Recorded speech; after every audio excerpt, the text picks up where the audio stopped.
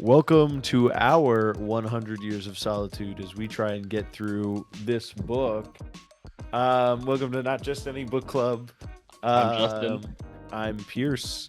Um, and this month, if you can't tell, we're a little late, but this month we read 100 Years of Solitude. By Better Gabriel late. Garcia Marquez. Yeah, Gabriel Garcia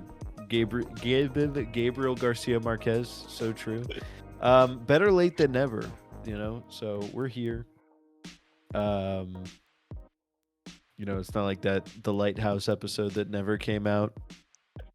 That Or one was Jojo because Rabbit. we lost the recording. We actually showed up for that session. Just recording lost. Okay. So I think this is going to be a shorter episode simply because I don't know. I do have some stuff that I could get into, but it's just a really complicated book. It's difficult to talk about. I don't want to talk out of my butt or anything. I'll try to talk about some stuff that I remember, but it's very complex. So we try to summarize novels. If you've ever read 100 Years of Solitude, you know that this is a novel that would hate to be summarized. Especially in high school. Yeah, especially for a high school student assigned to this. Oh man, class. I cannot believe that I had a teacher who assigned this to me in high school. Okay, so 100 Years of Solitude, we find ourselves in a town called Macondo, and we're following these two people, Ursula and Jose Arcadio Buendía. I keep mispronouncing the names. That's okay. We're rolling. Get used to it. We're rolling. And so they are the first of several generations of this family that we are going to follow and see in this town of Macondo. As we follow this family, we're going to get so many people with the same names, tons of Arcadios, tons of Jose Arcadios, tons of what was the other name? Wait, hold on. I'm looking at Aureliano. Yeah, I have the book right in front of me actually. Could totally look. Aureliano. Remedios. Remedia, yeah, a couple other names get repeated, but the main two names I would say are Jose Arcadio and Aureliano. Yeah. And we're gonna follow these people as they sort of make the same mistakes as each other over and over and over again through time. And it's very magical realist. It seems to criticize basically everything about like South America and society and Latin American history. Really modernization. Yes. Well, right, but it also I feel like it's also critical of the church in places, and maybe it's the church as it's being modernized. I don't know. But I would also say the big one that is also kind of being criticized is capitalism. Foreign companies. There's a reason for that. We'll get into the author's life. I have some facts about him. Because let's just say that he was friends with a certain Fidel Castro. Pretty controversial. And I feel like we could also say colonialism. Latin America, it's definitely I guess sort of tied together. Unfortunately. But I don't know. What did you think of the book? I guess we can get kind of into our overall. Yeah, as you can kind of tell by our tones right now, it's like we are very unenthusiastic, but I can appreciate that it's influence, because this is like one of the most influential books, like probably in South American history, because it put the author on the map and it made a landmark in America. But I don't know, I didn't get much enjoyment out of it at the beginning. I was kind of soaking in the fact that the sentences were jumping back and forth, going like, all right, I gotta pay attention. But after a certain point, oh boy, it wasn't really hard to really grasp what was going on after a certain point. I got the broad strokes of it, but I didn't know what was going on after a certain point. But the ending was kind of cool, Yeah. but at the same time, It's kind of judged at the it's same time. it's not even so much that the bouncing around confused me. It's that like there's always something new. Like every few sentences in parts, I feel like we're jumping to a new thing. Like somebody else is doing something else, and here's this person's reaction to that, and like we're getting like 3 situations before we flip a page. And no paragraph breaks.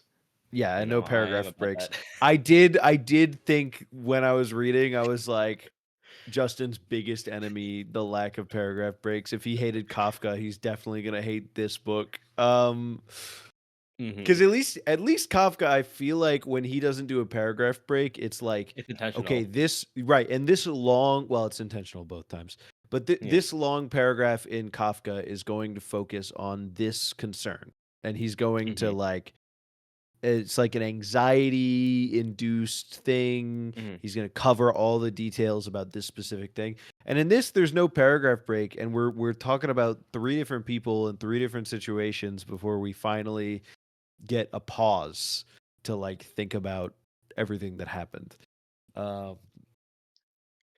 Which I had so much fun with that. Yeah. Anyhow, so yeah, and it's also, we're gonna get into it. It's also just exceedingly tragic and negative, and it's not like I'm like, oh, so tragic. I'm just like, man, everything is kind of, because I feel like it's supposed to be a historical style. Everything is Matter of told with fact. a very even, yeah, a very even keel, very matter of factly, which makes it I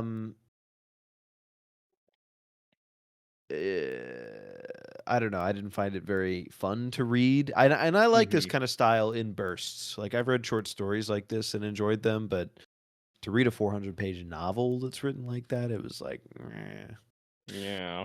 I don't know. Yeah. Um. Yeah. I mean, what did you think about the magical realist aspect? Because I thought it I, was I thought it was interesting. I liked it. I like treating, just because I've always sort of thought about that as like, a reader. We're coming at it from the perspective of like, oh, look at how different this world is from ours. And the point here is that, the magic, we're sort of reading it as if we're somebody who's in the universe, who this wouldn't stick out. Like this is just, oh yeah, duh, right? Like this just sort of exists in the world. I think that's really interesting from that perspective, and I think it's also really interesting thinking about it in terms of what he's trying to say about the history of Latin America. Um, did you enjoy it?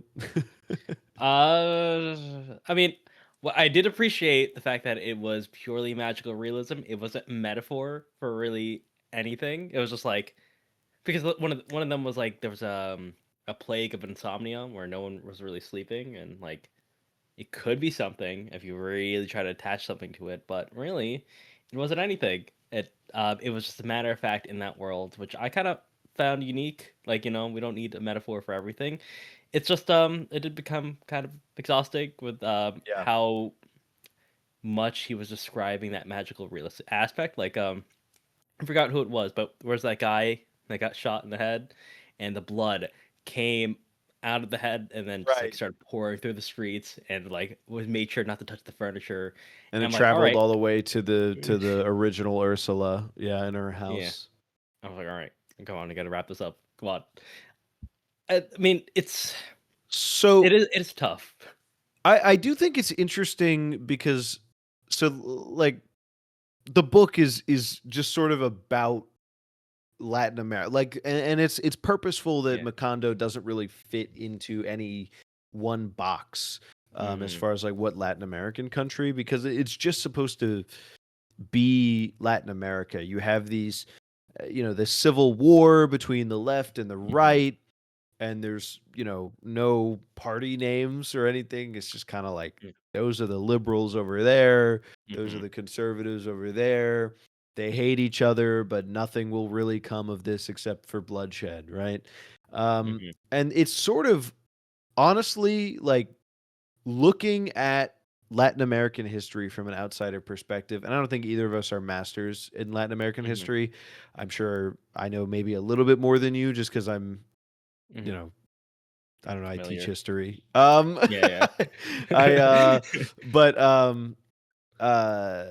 looking at it from an outsider perspective, it is sort of unbelievable, like how repetitive, how we've in the history of Latin America, we've kind of come with the same sort of problems over and over and over again in different places in different times, right? American meddling. I mean, what happened this year between the US and Venezuela, not to bring modern politics into it, we're going but there. All right. also America in, setting up banana republics, America doing all kinds of things to Latin American countries. Like it's a similar thing that's happening over and over and over again. And it's sort of, if you just treat it as like a blob or them having a shared history like this does, a blob was the wrong way to put that, them having a shared history like this does, how often that happens, is that more or less believable or insane than all of the magic that happens in this book, than all of the spiritual or crazy or magical things and events. I will say it does kind of tie into the ending of the book where the last person in the family just looks at the manuscript and then he sees that all of the history is predetermined and then he dies. The entire town just dies in a tornado. So I think that's kind of commenting on the theme of like free will versus fate and how it's all like predetermined in a way and how we're doomed to be repeating the cycles of our ancestors. Yeah. And speaking of that, cycles of ancestors, I guess we should also talk about the the family. Them having all similar names makes it really hard to follow, but I'll tell you what, I tried. Did you look at the family tree at the beginning? I did look at the family tree a lot. I kept flipping back to it to see, because a lot of them people have the same names, are alive at the same time, and like they're doing different things. That would have helped with my understanding of the book a little bit, probably maybe a tiny bit. So, we're doomed to sort of repeat history in a cycle, right? We don't have long-standing free will. The family repeats itself over and over and over again, and Ursula pegs this pretty early on, that all of the Jose Buendias are one way and they're doomed in this specific way. I forget what sin it is. And then the Aurelianos are doomed because they're prideful, right? They achieve great things and then they are killed or die or just are doomed in some other sense because of these great things that they've achieved. Like the first Aureliano in the family is this great colonel in the Civil War, and he gets like killed. Yeah. Doesn't he commit like a war crime or something like that? Yeah, he takes part in the senseless bloodshed that of his the whole Civil War feels like senseless bloodshed. Yeah. It's crazy. Yeah. And I'm reading it, and from a modern American perspective, I was like, oh, like there was a thing in the back of my head that went like, oh, we're both siding the left and the right now. And then I was like, oh no, hold on a second. Let me think about it from the history of Latin America, where they've had, these fights and elections, and a leader gets instituted, and he turns out to be a dictator, and they overthrow him, and then there's a dictatorship later. Like Latin American countries have insane histories like that. So anyhow, I feel like I'm rambling about stuff. What do you have any thoughts? Jeez. Let's see. What thoughts do I? How do you think about the jumping back and forth in time within the same sentence? Did you get confused about that? Because I certainly did. There were some times, for sure. I think that it's we read. I forgot to mention this. We read The Dispossessed for the last episode, right? And now we read 100 Years of Solitude, and it very much has like kind of a similar. It's not the same, but a similar take on time not being exactly what we think it is, right? That time is maybe not as linear as we think it is. And this book certainly, I think, seems to posit that maybe time is a circle. Maybe things are doomed to repeat themselves. Whereas The Dispossessed is more like, well, everything's happening all at once. So maybe you do freely choose something later, but you freely chose it already because everything is happening always. Whereas this seems to be more along the lines of like, you don't have free will at all. I don't think The Dispossessed really is like comments on the idea of free will as much, because even if time is all happening once, you can still freely choose everything. Whereas this is like, will is you're doomed to repeat it, right? You don't really have a will. Even from the I mentioned the two main names, but there was the guy who fell in love with his aunt, and then a lot of incest in this book, surprisingly. Yes, and then their kid ended up with a pigtail, right? Yeah. Right, and That's that's kind what of they the were. indication. They were worried at the beginning about pigtails from being yeah. such a small community and incest happening, and then the later ancestors commit said incest, and you get the pigtail. Damn, unfortunately.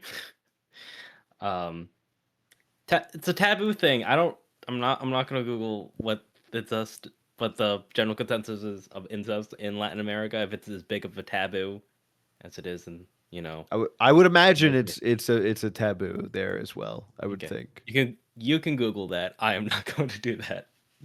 But yeah, I mean, do any individual characters stand out to you? Because they kind of like an amorphous blob to me at a certain point. I just kind of viewed it as the the saga of this entire family.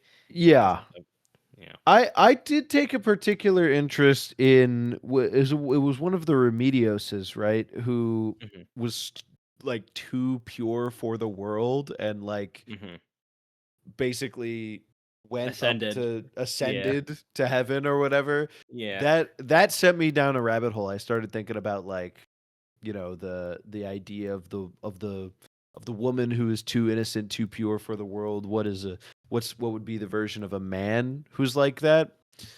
I thought that was interesting, because a man who is like a woman who is perfect in the literary or historical sense is like her. She's innocent. She's pure. She's too pure for a corrupt world. Whereas a man who is perfect in a literary or historical sense is kind of a man of action. The innocent woman is passive, and the man who is good acts. And I thought that was interesting, because we get a lot of men who act in this book, and I don't think really any of them succeed. Yeah, and I was gonna say, I don't think that there are many men I would describe as good in here either. So I think that's interesting.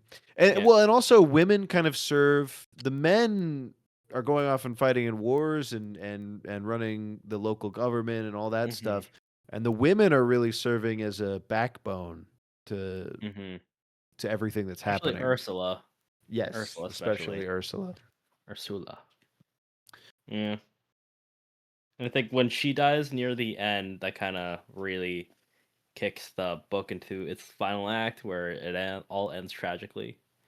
So, yeah, she if anything, the matriarch, especially the great grandmother, I believe, um, she is basically the emotional through line. So when she dies, it's not great for the entire family or Macondo in general.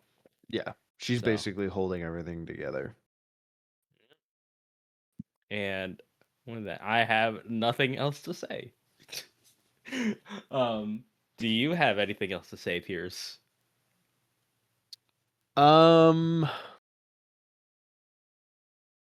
I think that there's this weird I guess I'll say this one last thing. There's this weird kind of thing about love in this book.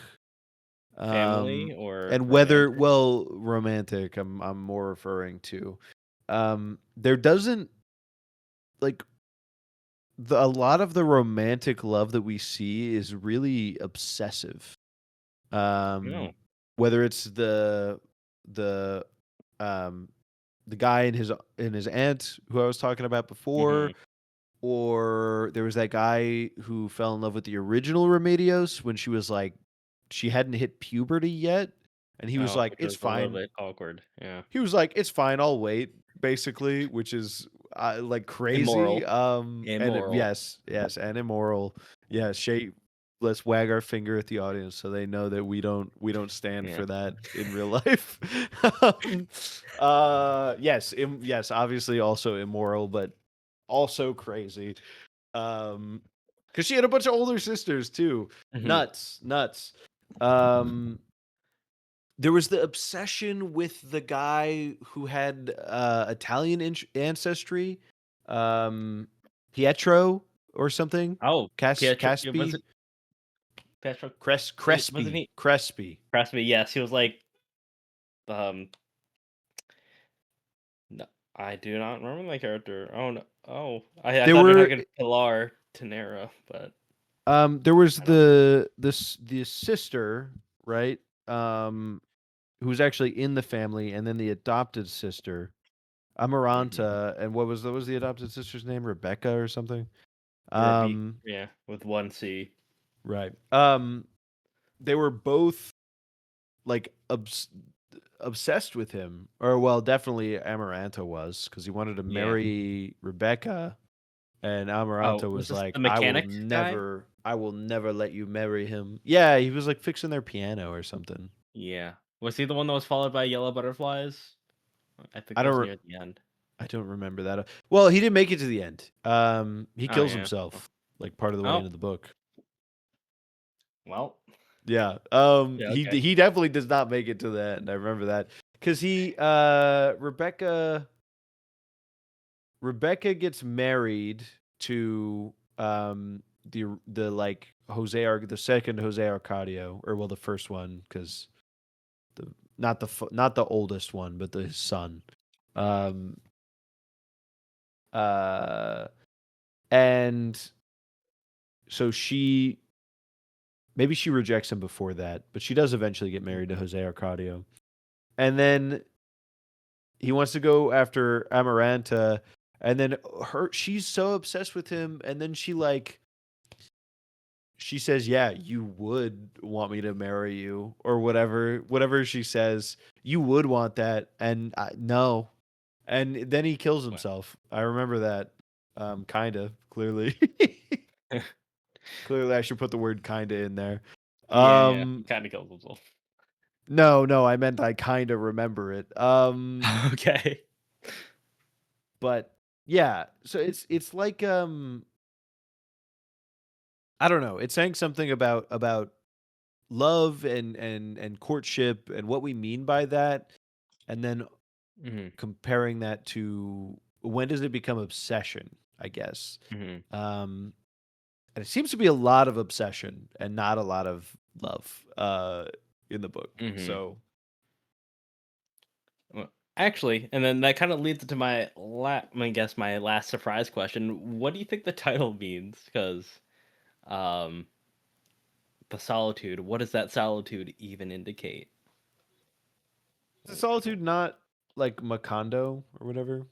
Where we're here in Macondo and Like a physical isolation kind of thing. yeah, they're physically isolated from and even at the beginning they like don't know how to get to anyone else, and everyone who Okay. goes out to the outside world is changed.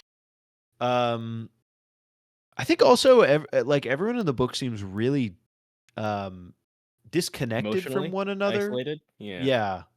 Yeah. Even like even when they love each other romantically, I'm Mhm. still talking about. Even when they love like it seems more like they want something more Mhm. than they actually. And I guess that goes back to the Transactional. obsession thing, right? Mhm. It seems more like they want something than they actually love each other. Does it feel Um, organic? right. Even Rebecca and Jose Arcadio, that one feels like the most like love, but that Mhm. one's also weird. Like Jose Arcadio comes back from somewhere. He became like a pirate or something, it sounds like. Um you don't remember that? He comes but he leaves like early on in the season. He on with the That okay. and maybe he Yeah. just became a gypsy, but something about the way that he was being described, I was like, it sounds like he became a pirate. Um but anyway, so anyways, he comes back all manly and Rebecca's like, "Oh, swoon. Oh." Um I don't know. What was I talking about again? Oh, Isolation, emotional yeah, isolation. yeah, emotional Yeah. isolation. I was like, Even that one is like still doesn't feel right to me. The way that mhm. the Rebecca kind of swoons over him because he's like a real man or whatever. Mm. Huh. Yeah, I was thinking. Yeah, so I mean, the solitude. I was thinking Macondo itself, but I was also thinking emotional isolation. How everybody kind of shuts off from each other in their own way. I think one of the Arilanos. When he starts massacring people, he kind of Yeah. becomes insecure about that. I think he's just kind of obsessed with his own goals and knowledge, and that's what I was kind of thinking. That's what kind of leads to their downfall. So. Yeah. I think that because now I feel like we're at the point where we're saying whether or not we recommend it. I think that I probably can't recommend this to everybody, or Everybody. just anybody. Um, Now if you want to give it a try, it is. Know what you're I getting into. can know what you're getting into. I can tell that this is a great novel. Like this is a an epic, a family epic of great literary merit, um, in terms of being about Latin America. This might be the best novel ever, right? Um, but for the majority of people, like it's just tough to get through. I like I don't Mhm. think listening to this conversation, I think we both got it, right? Like we both Yeah. understood what Gabriel Garcia Marquez is doing Mhm. in 100 Years of Solitude. It's just we didn't like it. We didn't like it's Mhm. not our favorite book ever.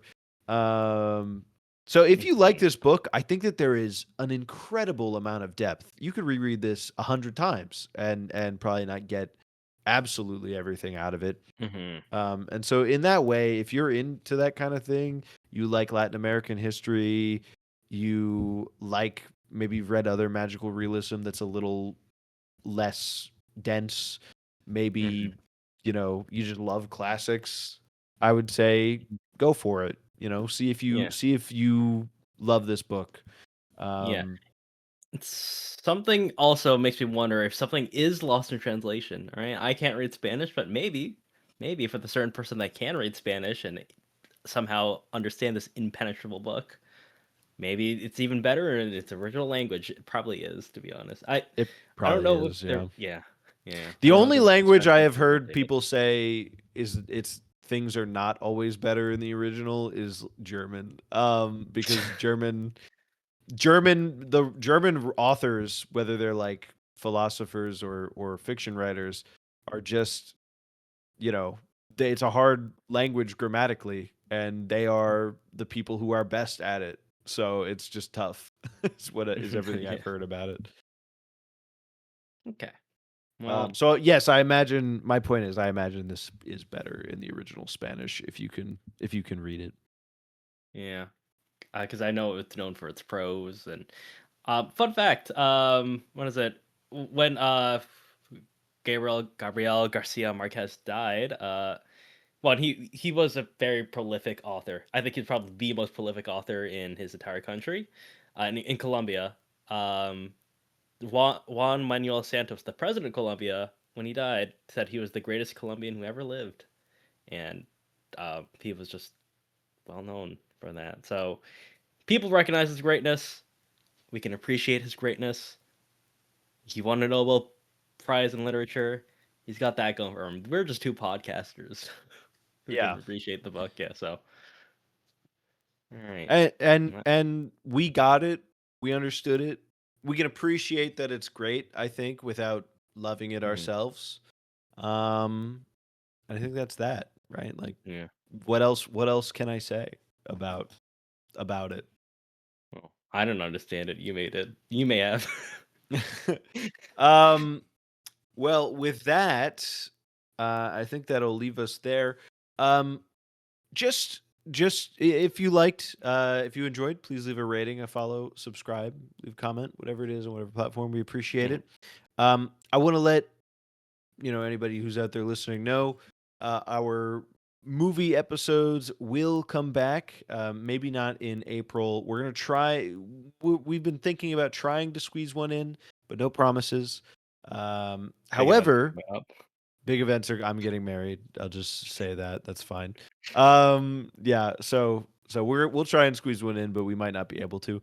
But we will for sure be doing another book episode this month, which is The Netanyahus by Joshua Cohen. Another, well, not Nobel Prize, but Pulitzer Prize winning novel. And yeah. Do you have anything to add, Justin? Goodbye, Prometheus.